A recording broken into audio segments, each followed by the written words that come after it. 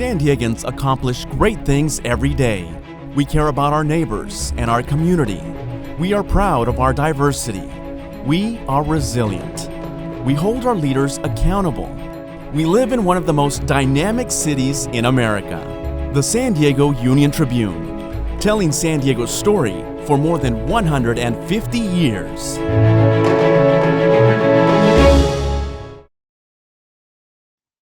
Hello, everybody. Welcome to the San Diego Union-Tribune Festival of Books. My name is Kazim Ali, and I'm joining you from Normal Heights, sunny Normal Heights in San Diego, which San Diego and San Diego County all sit on the traditional lands of the Kumeyaay people.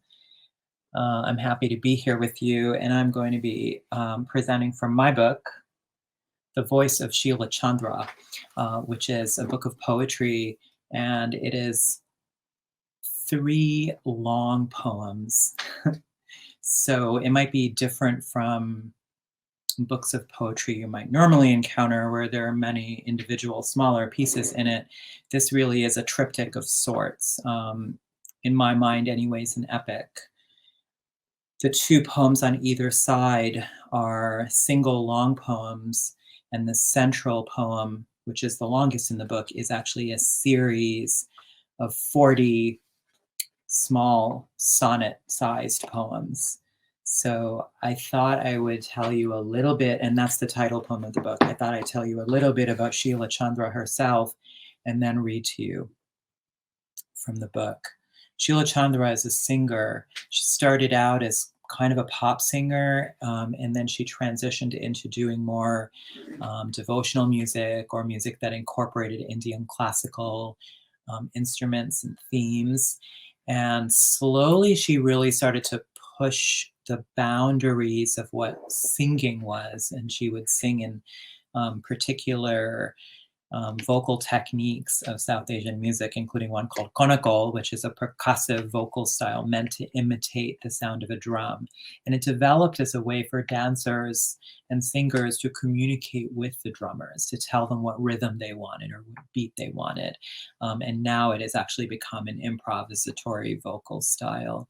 And she also started to make these drones, which were pieces of music with just one single note in them, layered over and over and over.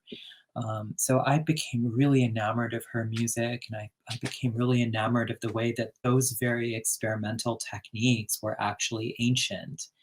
And far from being abstract, they both really imitated to me what daily life was like inside my head. So this is poetry that tries to imitate and explore small little moments or individual occurrences, but really go deeply into them. And it's also a poetry that really privileges sound and music and kind of lingers in that space between sense and pure sensation. Sense and sensation. Yes.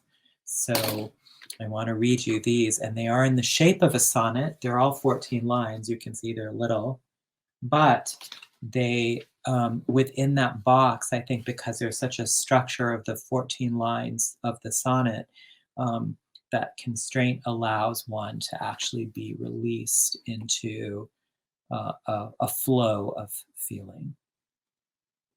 So I'll read you some of these poems.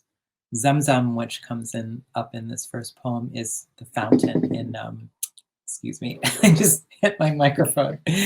The fountain that's in Mecca is called Zamzam. It's a spring that supposedly Hagar, the wife of Abraham, found.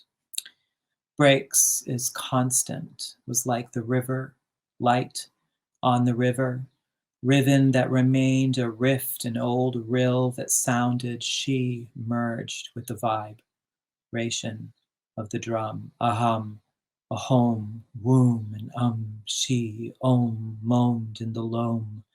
Dark earth, come, Sheila, dame, ocean, dome, this poem, roam to tomb, tome, foam, original fountain that fed my mom, Zamzam, when I was born. Me, a brass bowl, soul, swindle through years, no identity theft.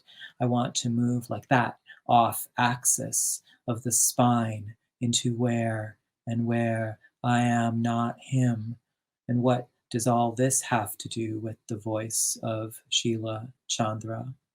She having lost, having now no longer sound, now a constant striking into chaos, that note that flickers through in abstraction. One is one or zero, and confused.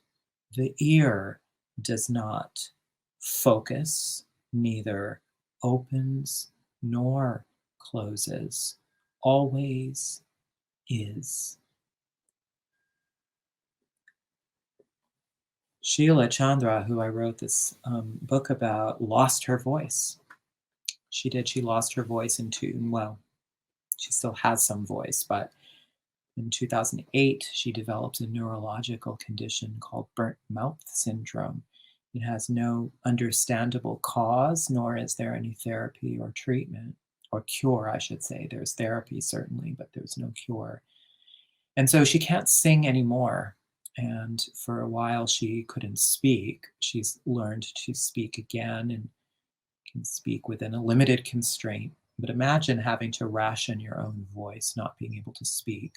So I became interested in some of these questions. We as citizens in a political body, what voice do we have? We as people in our personal lives, what voice do we have or do not have?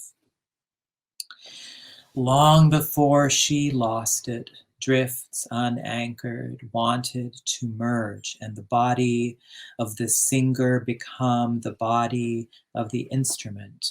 Talk to the drum, find it, hum, study its vowels. She made her vow to sound. Slowly, syllable by syllable, she pronounced words, an Uzbek word unmoored, word pure, sound, O river long had I been long seasons invaded by your current devoured, your tongue of water, those years time bent, my one voice spoke.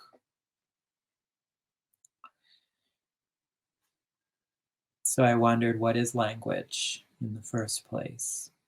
Carried cacophony world wheel into the human, one small voice, box, pool, swum, midnight, we went into the sea, expecting our prayers might carry themselves across the silver slammed surface, would be answered, or do they answer? Pale cut of prayers do not answer. Like back into the dark water, what are those stripes of light across the room, a shape that evaporates upon waking? What language cannot hold on to? What you cannot hold on to? And how to transcribe, how do we come from this realm of poetry and uncertainty and misdirection and confusion? Some of you may be listening to these poems and thinking, these are not like poems I've heard before. What's happening? Who is this person? Why do the sentences interrupt themselves? Why doesn't their thought get completed? What is happening in this poem? And that's precisely it. Inside those drones, inside that music, that chaotic flow of thoughts in the mind. I'm trying to imitate something here past the way we normally use language. How to transcribe what flickers, what is not fixed. That voice, letters made not of ink but light, not words of fire on stone. How do you transcribe the blank vowel, all the after that aerates, not disappear but settle down through air?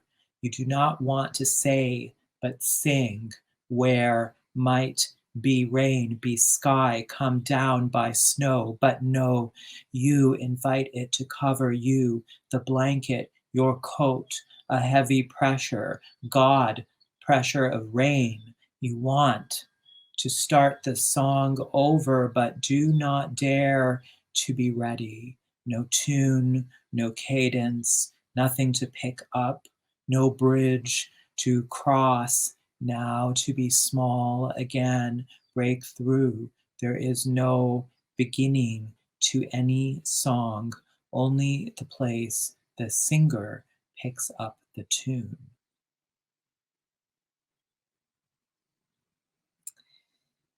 Yes, were we together, we could do some Q&A and I could talk to you more about these poems, but instead I'm just going to give them to you.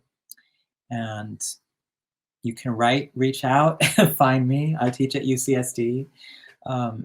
Not hard to find. Go in there and you find my email address and you can tell me what you think or ask me questions. What represses, unhomes in the sound? Who has made me? What is made me? Is a voice just muscles and shape and breath to phrase a song boats assemble? Breath to phrase a song boats assemble? That's the line there. So there's a cut at the beginning and at the end. So visually, it's strange. It's not a complete sentence. I'm trying to heighten that fracture inside each utterance. What represses, unhomes in the sound? Who has made me? What is made me? Is a voice just muscles and shape and breaths to phrase a song? Boats assemble at the mouth of the harbor, mouth in earth, you who wrote an ode to silence, never wrote of what is silenced. I did. Seek all resounding caves, let the voice be lit, all the lanterns in the new world. We need the language of stone, from string to string, quiver in the opening, the garden, so beautiful, Lucifer, dark son of morning, no Eden, but innocence, no expulsion, but after.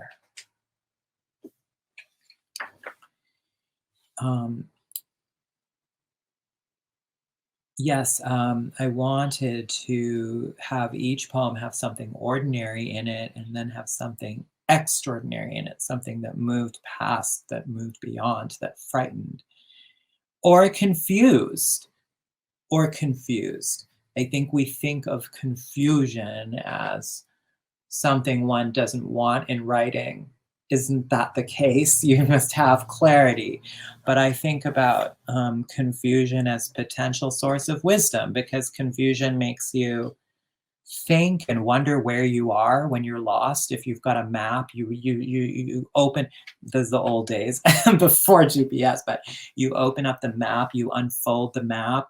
Of course, those big maps, you didn't even know how to refold it again at the end when you finished using it, but you're looking at it and you're trying to figure out where you are. Like, that's intense thinking that happens in the moment of confusion. And so I want to privilege confusion as an aspect of the writing. But, and it's a big but, this is what I also always talk to my students about, which is you know, when you're writing a character in fiction, when you're writing a character who's boring, if the character is boring, you don't want the writing about the character to be boring, or for somebody not to care about the character. And so when you think about confusion as something to pursue in the poetry, is it going to be a confusion that feels fruitful, or that causes somebody to think, or causes someone to look closer or peer deeper? That is a very complicated equation. Music spent my breath to achieve or invent death, each chord or cadence out of reach, out of tune. Last time in this town, I promised, vow or vowel, to turn my back forever on chaos and give myself instead to music, organizing itself in my ear, from chaos a river. made rather than music that makes a shape of endless seconds. I devoted myself to the equation of numbers. Between each sound, a formula that matches planets and atoms. Music is not an art, but a science. I could have remained alive, but I broke. So this is that's true. You know that's true if you know music. There's mathematical space between notes. It's plottable, and there are different types of temperament, which is the term for those space between notes. So that's why if you listen to like Baroque era Bach music or something like that, played in the historical style. Look this up on YouTube or what have you and listen. The temperament to which the harpsichord was tuned it's different than the modern temperament that we use now when you play it on a piano. So if you listen to a Bach played in historical style on historic instrument, and then listen to just regular modern interpretation on the piano, what have you, with the current temperament, you will notice this tweak in the sound. There's a good book called Temperament by a writer named Stuart Isaacoff. You can look that up and just explains all of this. So how do you find with that drift in sound? And that originally classically, and this is Pythagoras' cult, they planned this temperament between notes based on what supposed was the distance that was measured by the Greek astronomers between planets. 7 planets at that time, and 7 spaces between the 8 notes. It's had something to do with the system. It's quite beautiful when you think about it. No more will I listen to other than a single note moaned, not known. I do not hear. Think again. What place presents? Here a body as a battery of the one moment to open, your mouth to plug in. I will allow what I invented to find its color, make a shape, which neither water nor sky do. How do you now in this contained shape go through your life, not like a constellation, not guessed at, intuited, or divined, no name, so how do you discern a shape for what is often called God?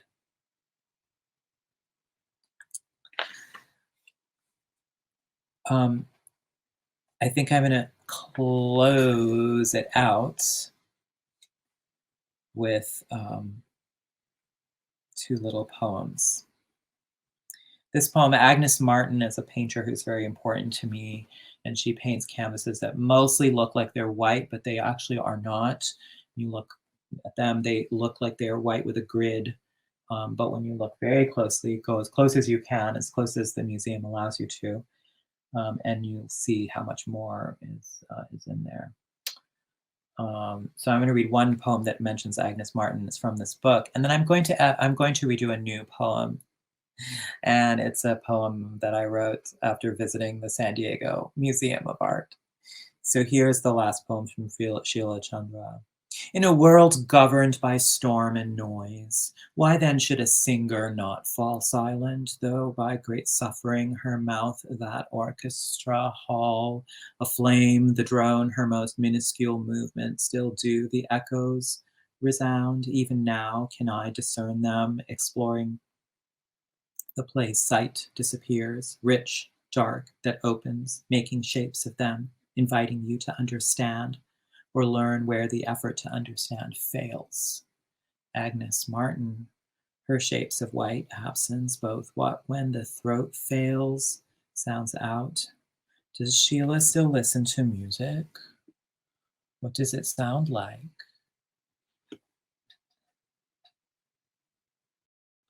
And let me read to you this one poem that I wrote in the San Diego Museum of Art. It's called Afternoon Lecture. It's an imaginary lecture that's happening in my head. The sharp Sounds of a steel-stringed guitar plucked, quavers down the cool first chinook of autumn. Green plectrum of the ficus tree in bladed shadow. Anyone sitting close could not but hear in the vibrating air how long I've been locked up in the days. These buildings built by settlers to imitate Habsburg architecture of imperial Spain or the South Muslim Spain. I am that human who could be the precise citizen untethered, only Cupid now, my waiter, a little messy behind his black mask, his forearms and neck inscribed in ink. Each painting on the wall of the just reopened museum is an eye that looks into me or a tongue that tastes me. Who in the afternoon lies down in wonder and aims to illumine. The waiter takes my credit card and my presence is read and registered and transmitted. It's a hot Santana wind that blows through the arches now and scatters the season that waged its claim for me. To be held in light and sound in a world behind doors whose history will stalk or stop still.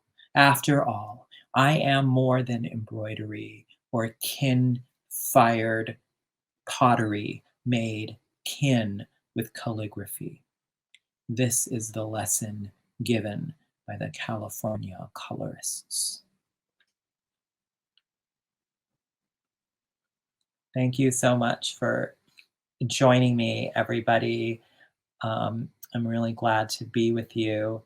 I want to let you know that you can buy The Voice of Sheila Chandra from the indie bookseller partners of the San Diego Union-Tribune Festival of Books by purchasing The Voice of Sheila Chandra and other books that you learn about during the festival from bookshop.org/shop/SDFOB. That is at the bottom of your screen. So I hope you will do that, and I hope that you enjoy the rest of the festival. Thank you for joining me. Again, I'm Kazim Ali, and I'm so glad to have had this time with you. Headlines are everywhere, all day. But for the complete story, count on NBC7 to keep you up to date. Taking a look at what happens for you folks on the Inland Valley. And as stories change, our commitment is constant. NBC7 is coverage you count on.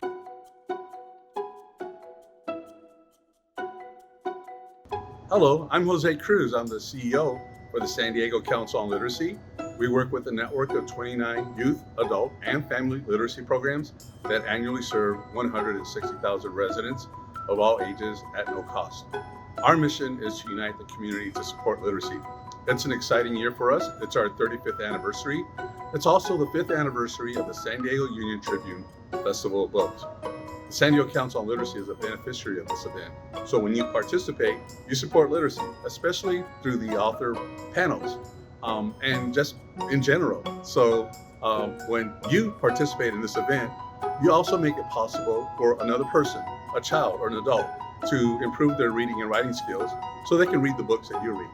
We have our favorite event activities. We like the Storytime Hour, and you probably have your favorites too. So we hope that you'll join us at the San Diego Union-Tribune Festival of Books and learn more too about the work of the San Diego Council on Literacy by going to literacysandiego.org. Thank you.